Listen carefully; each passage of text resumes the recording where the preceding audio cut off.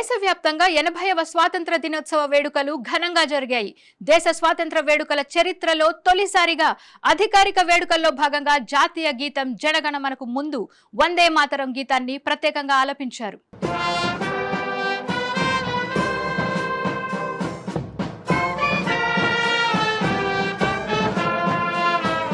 ఎర్రకోట ప్రాకారాలపై జాతీయ జెండా ఆవిష్కరణకు ముందు వందే మాతరం గీతాన్ని అధికారికంగా వినిపించడం ఇదే ప్రథమం. అనంతరం ప్రధాని మోదీ స్వాతంత్ర దినోత్సవ వేడుకల్లో పాల్గొని ఎర్రకోటపై జాతీయ జెండాను ఎగురవేసి దేశ ప్రజలకు స్వతంత్ర దినోత్సవ శుభాకాంక్షలు తెలిపారు.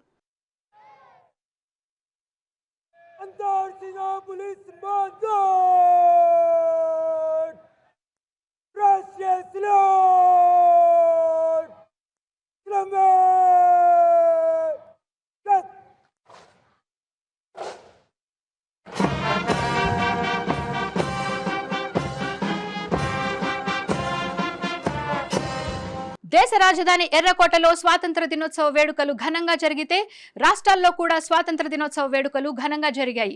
గోల్కొండ కోటలో కూడా స్వాతంత్ర దినోత్సవ వేడుకల్లో పాల్గొని సీఎం రేవంత్ రెడ్డి జాతీయ జెండాను ఎగురవేశారు.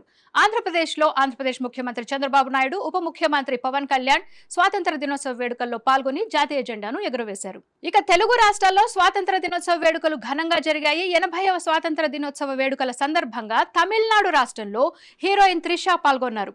స్వాతంత్ర దినోత్సవ వేడుకల్లో పాల్గొన్న ఆమె సీఎం విజయ్ కుటుంబ సభ్యులతో ముచ్చటించి సీఎం విజయ్ కి వెల్కమ్ చెప్పారు. ప్రస్తుతం ఈ వీడియో సోషల్ మీడియాలో వైరల్ గా మారింది.